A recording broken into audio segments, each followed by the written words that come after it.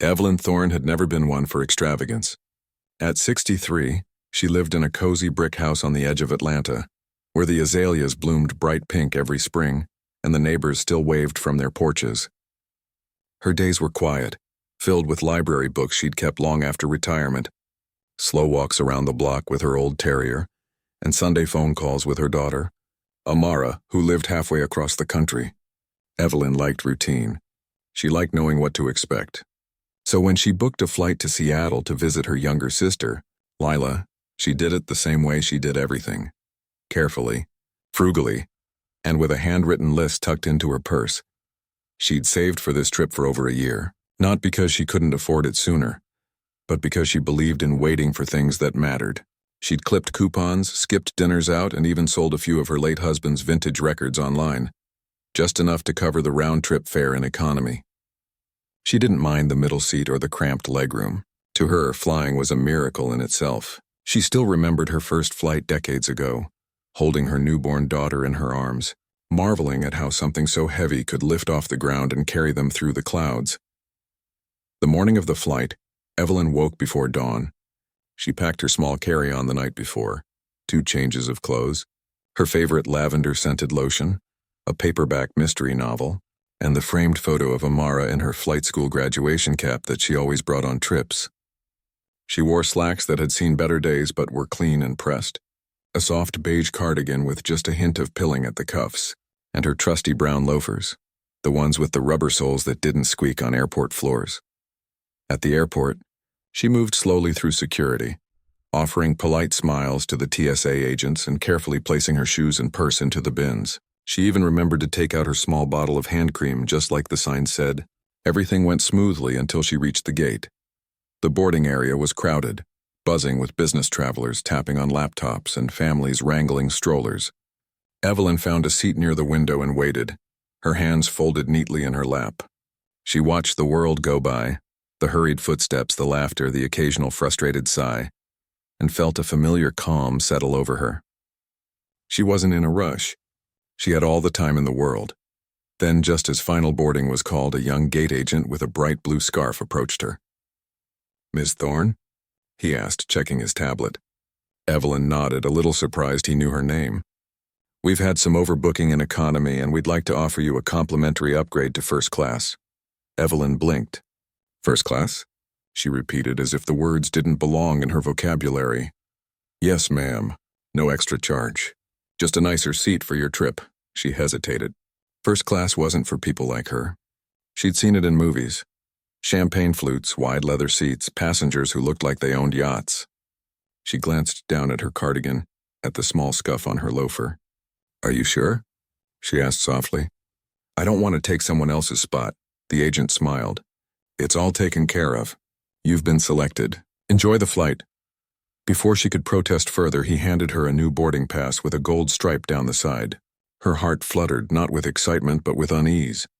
Still, she stood, adjusted her purse on her shoulder, and walked toward the jet bridge, clutching the new pass like it might vanish. As she stepped into the plane, the air changed. It was cooler, quieter, scented faintly with something clean and citrusy. The seats were wide and white, with real wood trim and thick blankets folded neatly on each armrest. A flight attendant greeted her with a warm, "Good morning," and guided her to seat 1A window. Front row, the kind of seat she'd only ever seen in magazines. Evelyn sat down carefully, as if the chair might break under her. She smoothed her slacks and tucked her carry-on beneath the seat. Around her, other first-class passengers settled in. Men in crisp suits, women in silk scarves, all speaking in low, confident tones. One man tapped on a laptop with a gold-plated pen beside it.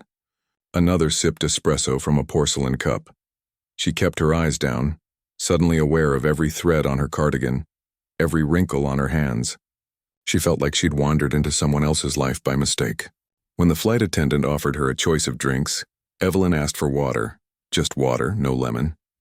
The attendant nodded politely but didn't linger. Then the whispers started. Not loud, just enough to catch between the hum of the engines and the rustle of newspapers. 2 women a few rows behind her were chatting, their voices light but edged with judgment. "Did you see her?" one said. "She looked like she'd never been on a plane before."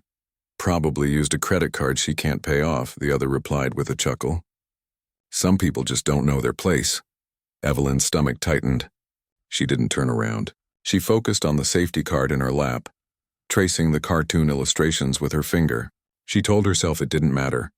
She was here legally. She'd paid for her ticket. She hadn't asked for this seat, it was given to her.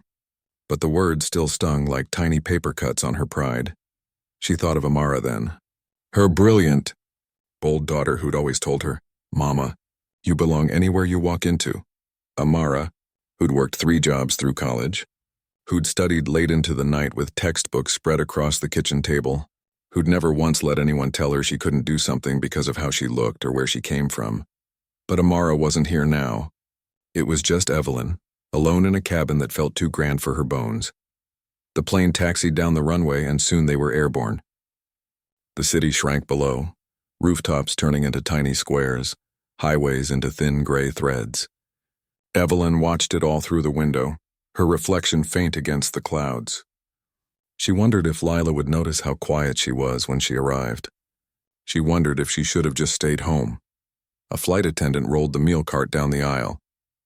"First service is lobster thermidor or herb-roasted chicken," she announced with practiced cheer. Evelyn chose the chicken, simple, familiar. When the tray arrived, it was arranged like art.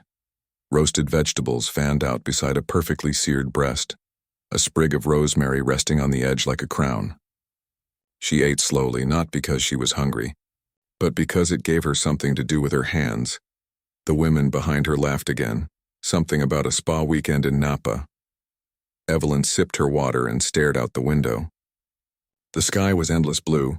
She thought about her husband, gone 10 years now, who used to say, "Evelyn, you've got more grace in your little finger than most folks have in their whole body." She missed him fiercely in that moment.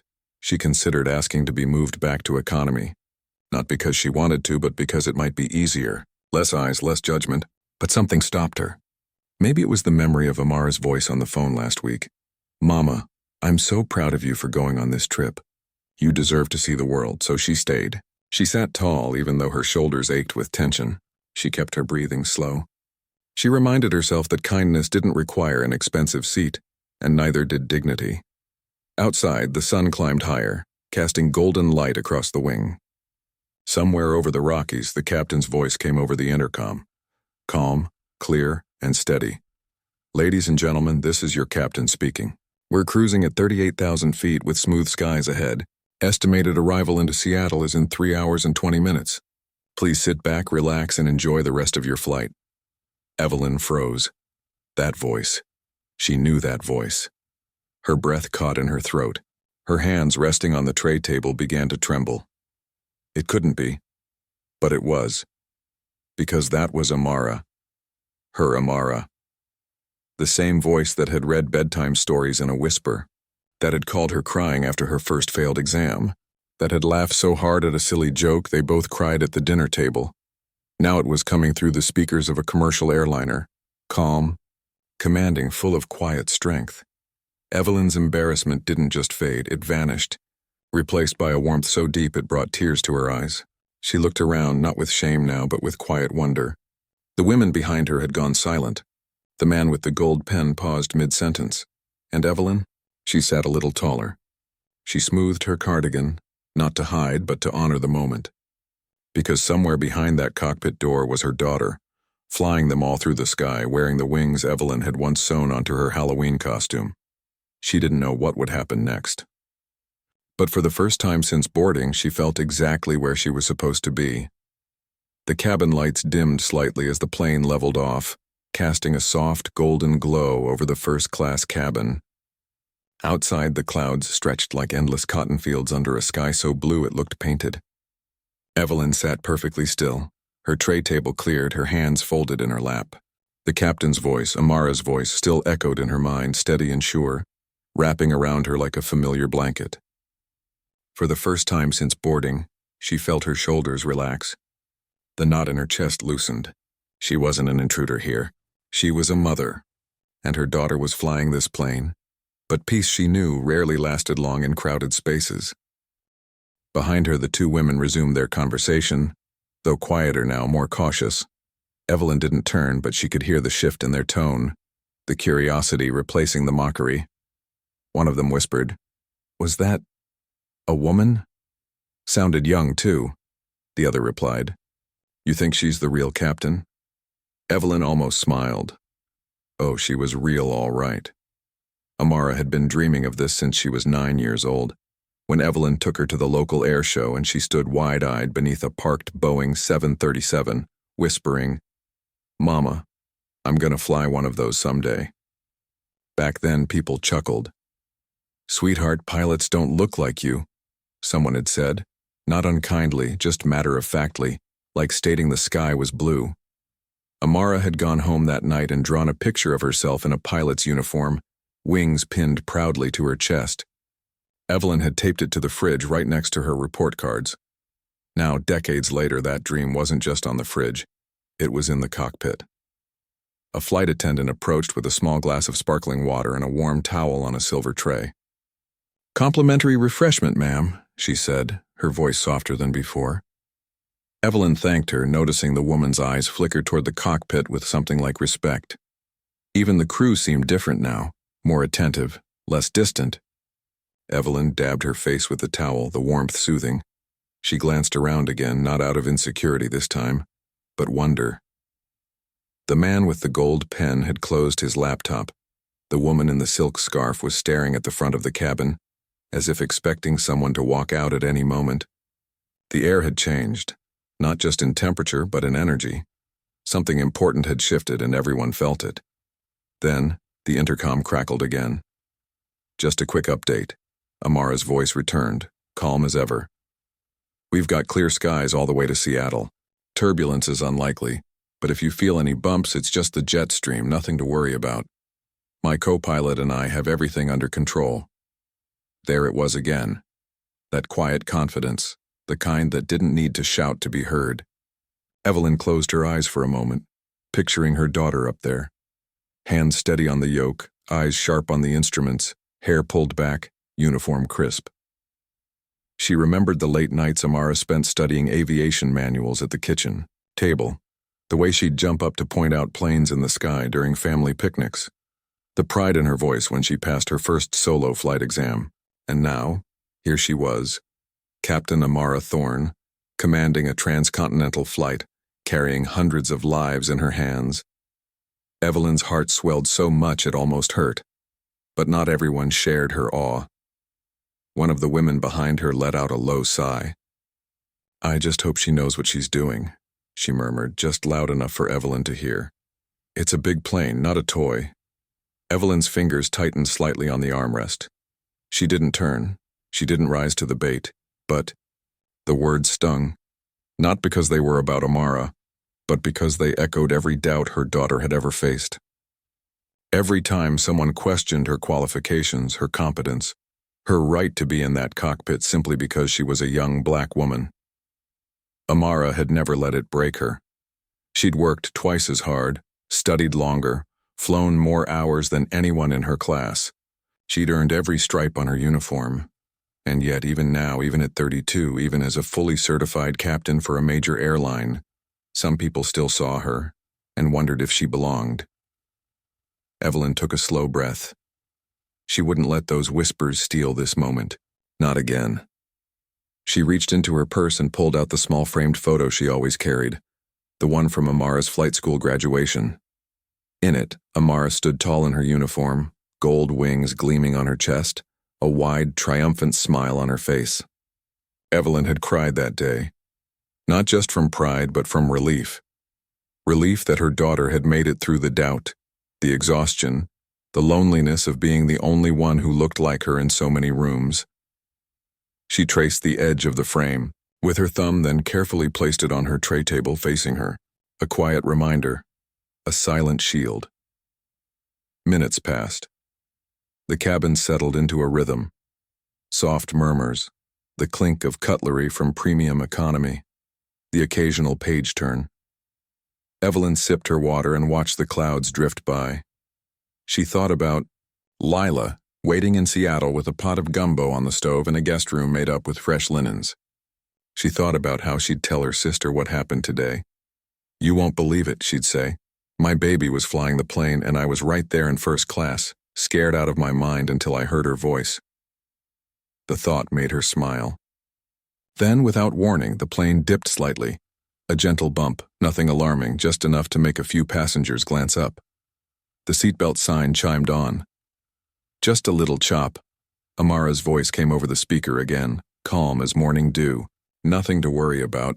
We'll be smooth again in a minute. Evelyn didn't flinch. She trusted that voice more than she trusted her own heartbeat. But the woman behind her gasped. Oh my goodness, is that normal? Her friend shushed her.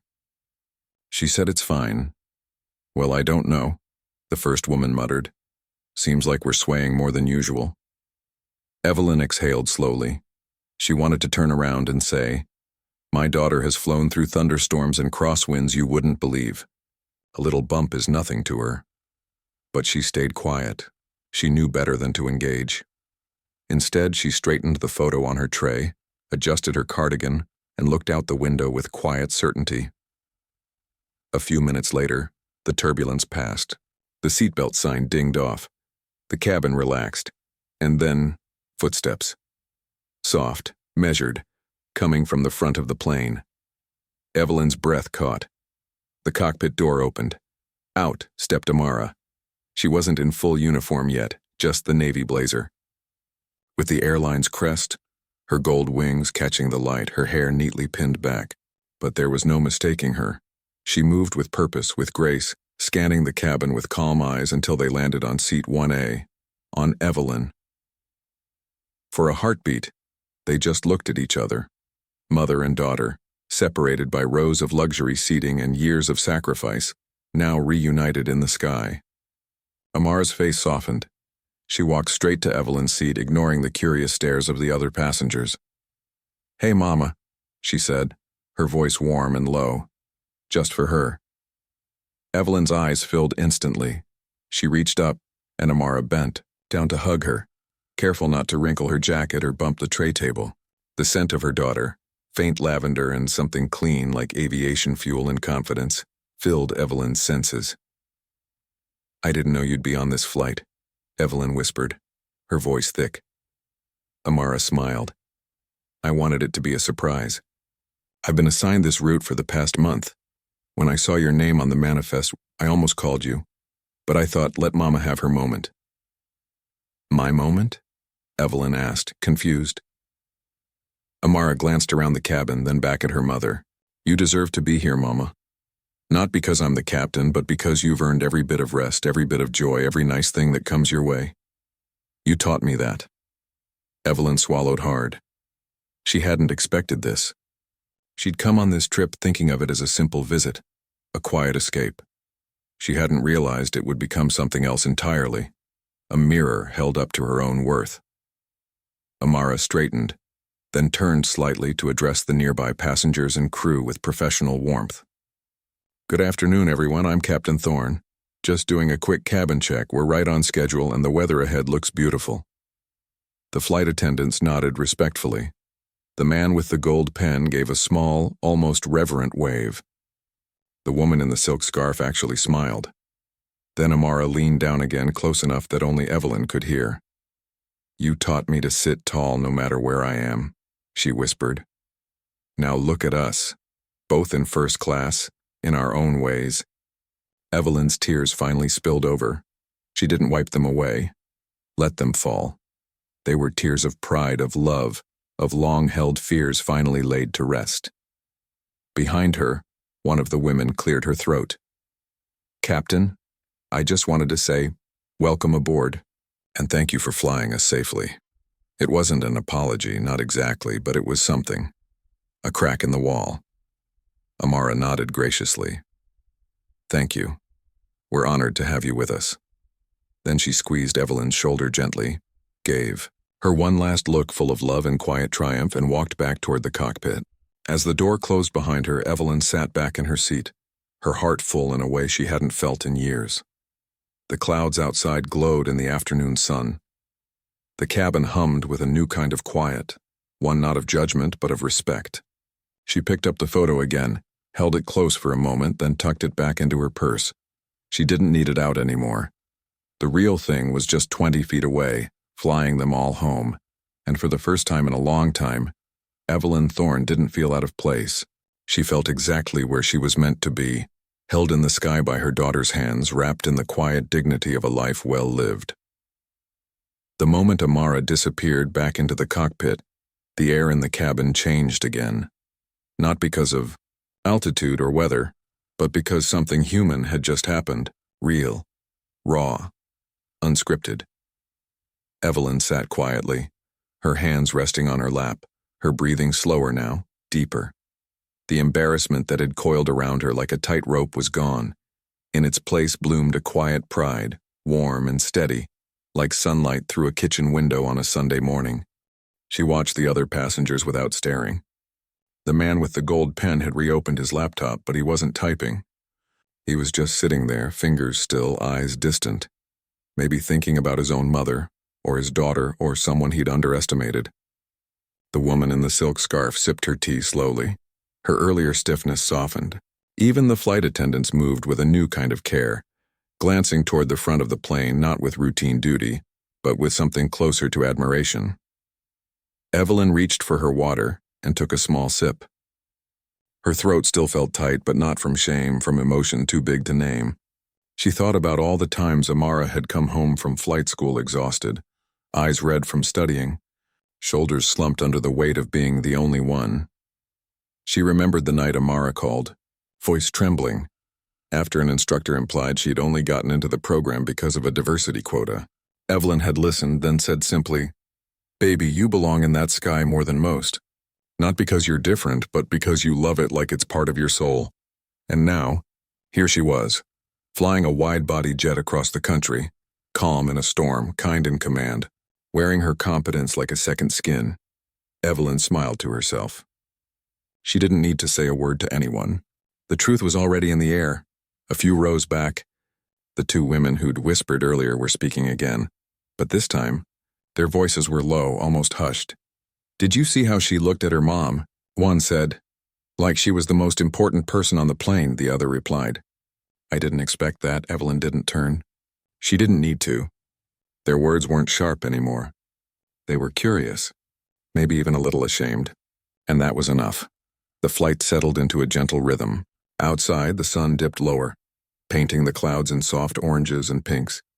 The flight attendants began preparing for the next meal service, moving with quiet efficiency. One of them, a young man with kind eyes and a name tag that read Devon, approached Evelyn with a small bowl of warm nuts and a fresh napkin. "Complimentary snack, ma'am," he said gently. "And your daughter's amazing, truly." Evelyn looked up, surprised. "Thank you," she said, her voice softer than she intended. "She's worked very hard," Devon nodded. "I'm training to be a pilot, too. Part-time while I work here. Seeing her up there, it means a lot." Evelyn's eyes softened. "Tell her that when you get the chance," she said. She'd want to hear it. He smiled, gave a small nod, and moved on. Evelyn popped a nut into her mouth, savoring the salt and warmth. She thought about all the people like Devon, dreaming in uniform, studying late, waiting for their turn.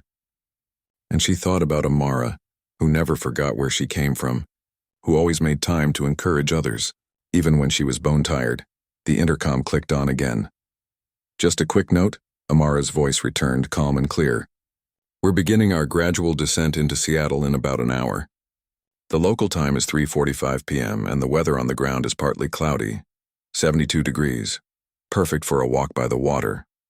A few passengers murmured in approval. Evelyn closed her eyes for a moment, imagining Lila waiting at the arrivals gate, arms open, that familiar laugh ready to spill out the second she saw her. Then Amara added, almost as an afterthought, but with unmistakable warmth, "And to everyone on board, thank you for trusting us with your journey today. It's an honor to fly you." Evelyn's heart swelled again. That was Amara, professional, yes, but never cold. Always human. As the plane began its slow, gentle tilt downward, Evelyn felt a new kind of calm settle over her. This wasn't just a flight anymore. It was a homecoming, not just to Seattle, but to herself. She realized she'd spent so much of her life shrinking, making herself small so others wouldn't feel uncomfortable. She'd worn old clothes to avoid attention, spoken softly so she wouldn't be too much, accepted less than she deserved because she thought it was all she was owed. But Amara had never accepted that. From the time she was a little girl building paper airplanes in the backyard, she'd claimed space. Not loudly, not rudely, but firmly. With grace. With grit.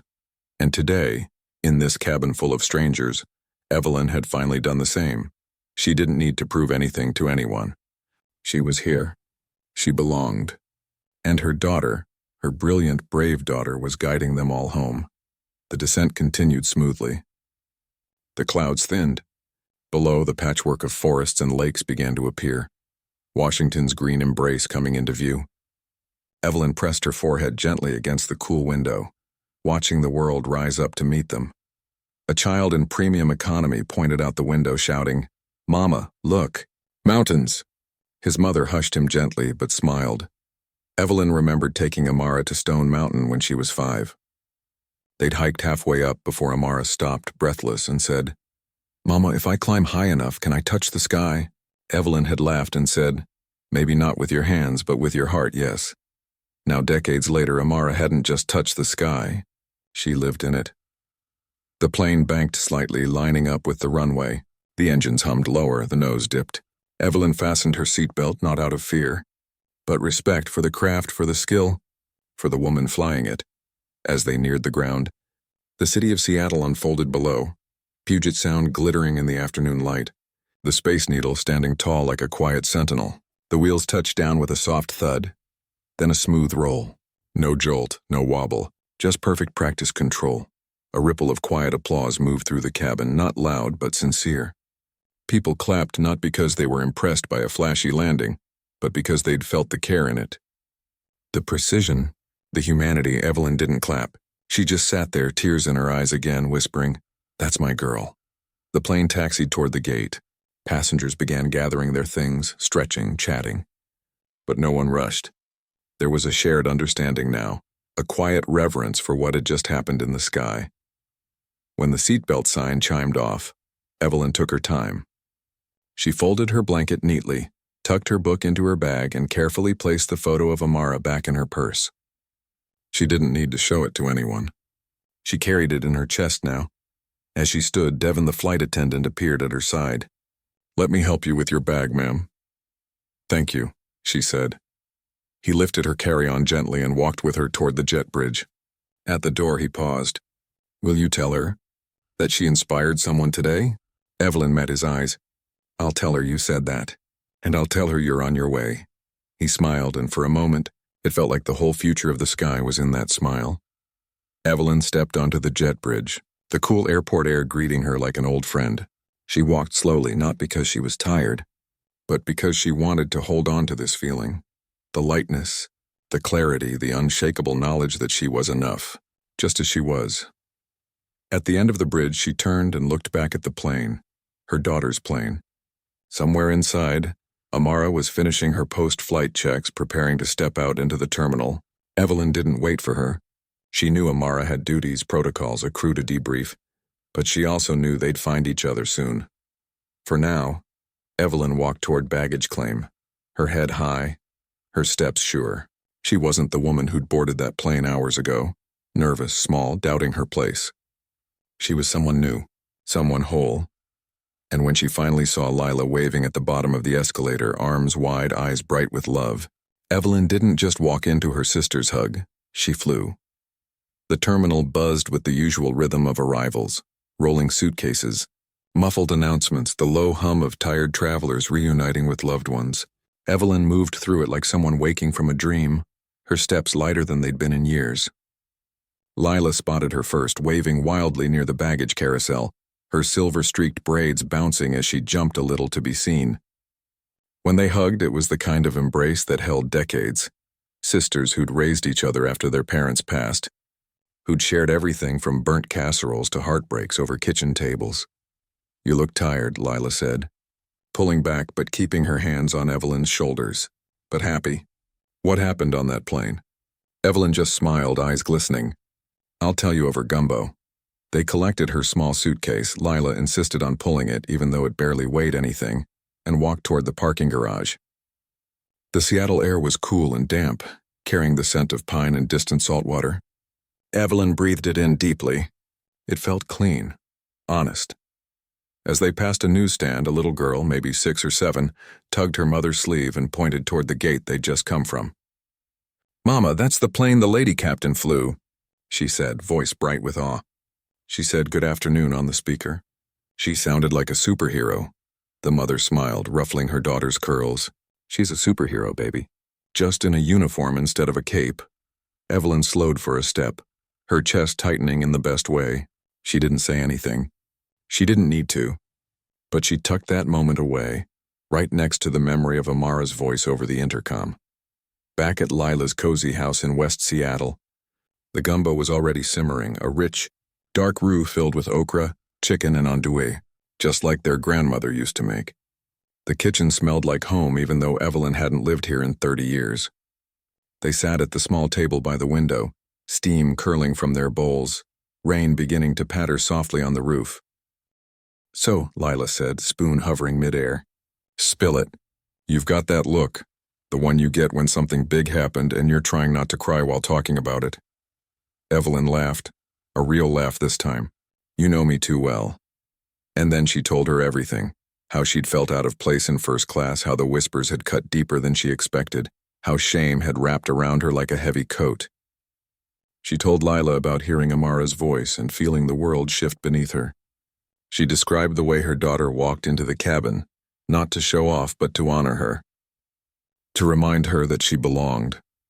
Lila listened without interrupting, her eyes softening with every word.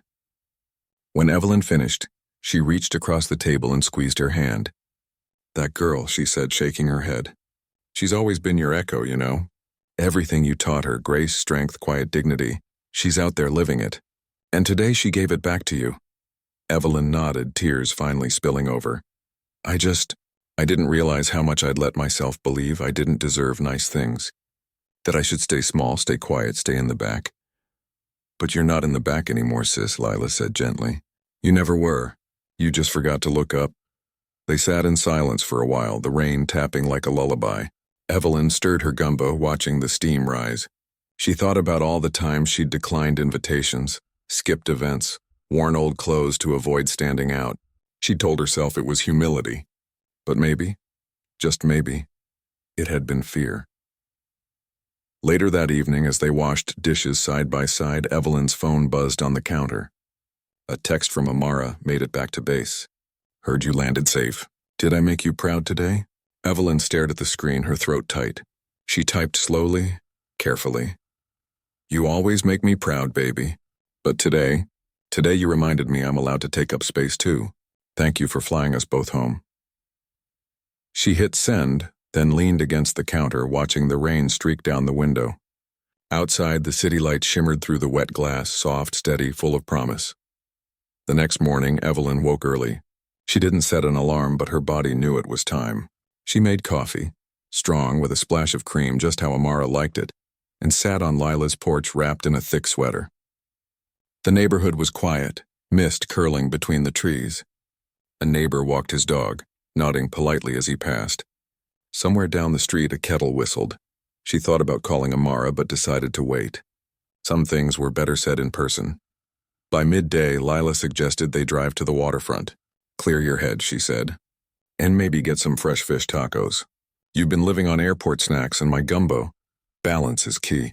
Evelyn laughed. "Since when did you become a nutritionist?" "Since I realized my big sister needs more than just love, she needs greens too." At the pier, the air was crisp, the water choppy but bright under the afternoon sun.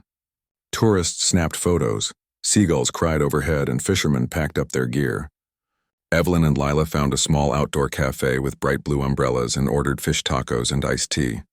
As they ate, a group of schoolchildren walked by on a field trip, chaperoned by teachers in matching yellow vests. One boy pointed at a seaplane taking off from the harbor. "Who's flying that?" he asked loudly. "A real pilot," his teacher replied. "Maybe one day you will too." The boy grinned. "Yeah. And I'll fly so high I'll wave to my mama from the clouds." Evelyn's eyes filled again. She looked out at the water, where the seaplane banked gently against the sky. She imagined Amara up there somewhere, maybe on a layover, maybe already preparing for her next flight.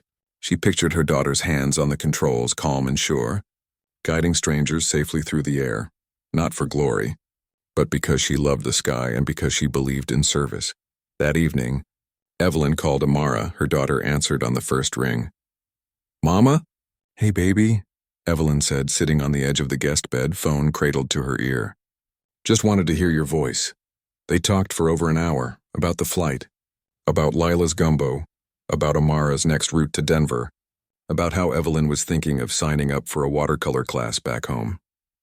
No big declarations, just easy, loving conversation, the kind that only grows between people who've known each other's soul since the beginning. Before they hung up, Amara said quietly, "I saw the way those women looked at you, Mama, and I saw how you held your head high anyway. That took more courage than flying this plane ever will." Evelyn swallowed. "You gave me that courage." "No," Amara said gently. "I just reminded you it was already there." The next few days passed in a gentle rhythm. Walks by the water, long talks with Lila, lazy afternoons reading on the porch. Evelyn didn't rush. She let herself rest, not just her body but her spirit. She bought a small sketchbook at a local shop and tried her hand at drawing the ferries gliding across the Sound. Her lines were shaky, her perspective off, but she didn't care. She was creating something just for herself. On her last night in Seattle, Lila made peach cobbler, Amara's favorite. They ate it on the back deck, wrapped in blankets, watching fireflies blink in the garden. "You're different," Lila said suddenly. "Not in a flashy way, but you're standing taller." "Like you finally remembered your own name," Evelyn smiled. "I think I did." The next morning, as Lila drove her to the airport for her return flight, Evelyn didn't feel nervous. She wasn't flying first class this time. She'd booked economy, and she was glad for it. Not because she didn't deserve better, but because she no longer needed a fancy seat to feel worthy. She carried her worth with her now, stitched into her bones by years of love, sacrifice, and quiet resilience. At the security line, Lila hugged her tight. "Call me when you land. And don't forget, watercolor class starts next week. Send me your first painting." "I will," Evelyn promised. She walked through the checkpoint with her head high, her loafers silent on the tile. She found her gate, sat in a hard plastic chair, and opened her sketchbook. On a fresh page, she began to draw not a plane, not a skyline, but two hands, one weathered, one strong, holding each other in the sky. And as she waited for her flight home, Evelyn Thorne didn't feel small. She felt whole. The morning sun poured through the kitchen window, painting stripes of gold across the worn oak table. Evelyn sat with a steaming mug of chamomile tea, her sketchbook open to a fresh page. It had been 2 weeks since she returned from Seattle, and something inside her had settled, not with a bang, but with the quiet click of a door finally closing after years of being left ajar. She wasn't the same woman who'd boarded that flight trembling in first class, shrinking under the weight of strangers' eyes. That version of her hadn't vanished. She'd just been folded gently into someone stronger. Her phone buzzed on the table. A text from Amara. "Layover in Atlanta tomorrow. Can I crash at your place for a few hours before my next flight?" Evelyn's heart lifted. She typed back quickly. "The guest room's made up, and I'm making your favorite, red beans and rice." She hadn't planned to cook anything special, but the moment she read Amara's message, her hands knew what to do. She pulled out dried thyme from the spice rack, checked the pot of beans soaking overnight, and set her old cast-iron pot on the stove. Cooking had always been her love language, slow, steady, full of care, and today it felt like coming home twice over. By late afternoon, the house smelled like childhood, like Sunday afternoons when Amara would sit at this very table, doing homework while Evelyn stirred pots and hummed old gospel tunes. The red beans simmered low and slow, the rice fluffy and warm, cornbread golden in its pan. Evelyn set the small table for two, even though she knew Amara would only have a short window before heading back to the airport. A soft knock came at the door right at 5:15 p.m. Evelyn opened it to find her daughter in uniform, navy blazer crisp, gold wings gleaming, hair pulled back in a neat twist. But her eyes were tired, the kind of tired that comes from carrying responsibility across time zones. Still, when she saw Evelyn, her face lit up like sunrise. "Mama," she said, stepping inside and dropping her small rollerboard just inside the door. They hugged long and tight, the kind of hug that says more than words ever could. Evelyn breathed in the familiar mix of lavender soap and that faint, clean scent of jet fuel that always clung to Amara's clothes after a flight. You look good, Amara said, pulling back but keeping one hand on Evelyn's arm. Really good. So do you, Evelyn replied, though she saw the shadows under her daughter's eyes. Come on, food's ready. And I made extra cornbread. They sat at the table, the late sun casting long shadows across the floor. For a while, they just ate in comfortable silence. The only sounds the clink of forks and the distant chirp of sparrows in the backyard. Then Amara set her fork down and looked at Evelyn with that steady gaze she'd inherited from her father. I've been thinking about that flight, she said softly, about how you must have felt when those women talked about you. Evelyn paused, then nodded. I did feel small. For a minute. But then I heard your voice and it was like someone turned on a light inside me.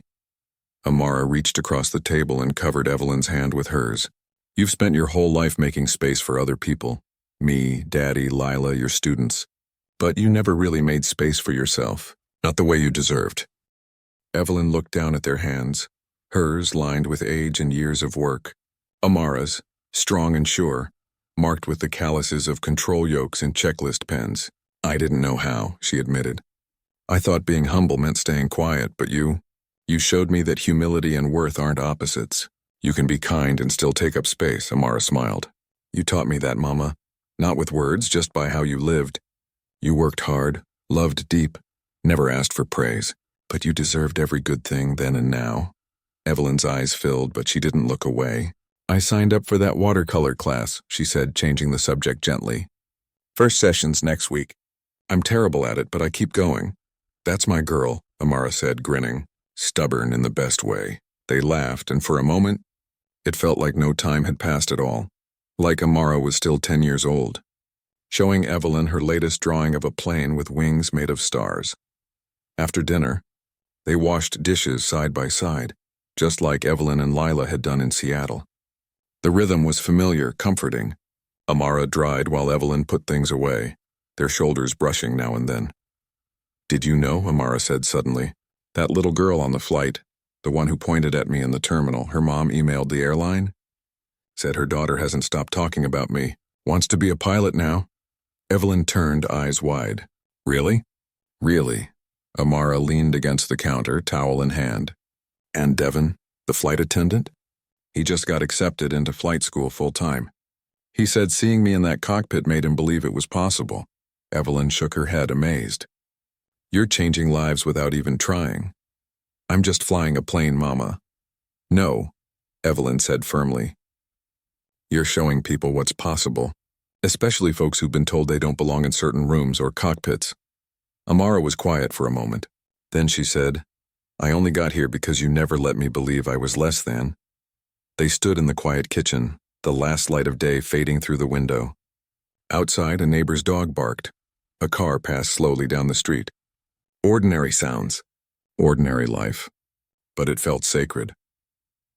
Later, as Amara packed her small bag for the next leg of her journey, Miami this time, Evelyn handed her a wrapped package. Just something small. Amara unwrapped it carefully. Inside was a framed watercolor, a simple but heartfelt painting of a plane soaring above clouds, with two tiny figures in the window, one in a captain's hat, one in a cardigan, hands almost touching through the glass. I'm getting better, Evelyn said a little shyly. Amara's eyes shone. Mama, this is perfect. She hugged the frame to her chest. I'll hang it in my apartment. Right by my flight log. At the door, they hugged again, longer this time, as if storing up warmth for the miles ahead. Don't forget, Amara whispered. You don't need a first-class ticket to be worthy. You were always enough, even in economy. Even in your old loafers, Evelyn smiled. And you don't need wings on your chest to fly, baby. You were born with them. Amara kissed her cheek, picked up her bag, and walked down the porch steps into the twilight. Evelyn watched until the taillights of the rideshare disappeared around the corner. Back inside, she poured herself another cup of tea and sat at the table. The house was quiet again, but it didn't feel empty. It felt full, of love, of memory, of new beginnings. She opened her sketchbook to a fresh page. This time she didn't draw a plane or a sky. She drew a woman, older with kind eyes and silver at her temples, standing tall in a first-class cabin, not because she was given a seat, but because she finally believed she belonged there. And beside her, In the clouds, 1,000 other women were rising too. Pilots, teachers, nurses, artists, mothers, each one claiming their space, one quiet act of courage at a time. Evelyn closed the book and turned off the kitchen light. Upstairs, she changed into her softest pajamas and climbed into bed. Through the window, the moon hung low and full, casting a silver path across the ceiling. She thought about Amara, somewhere over the gulf now, hands steady on the controls, guiding strangers through the night. And she thought about herself, no longer waiting for permission to take up space, no longer shrinking to make others comfortable. She was Evelyn Thorne. Retired librarian, sister, mother, watercolor beginner, woman who once felt too small for first class but learned in the sky that her worth had never been tied to a seat assignment. It was in her bones, in her breath, in the way she now walked through the world quietly, surely, unapologetically whole. And as she drifted off to sleep, she dreamed not of clouds or cockpits, but of a long line of women stretching back through time, each one whispering to the next, "You belong. Keep going. The sky is yours."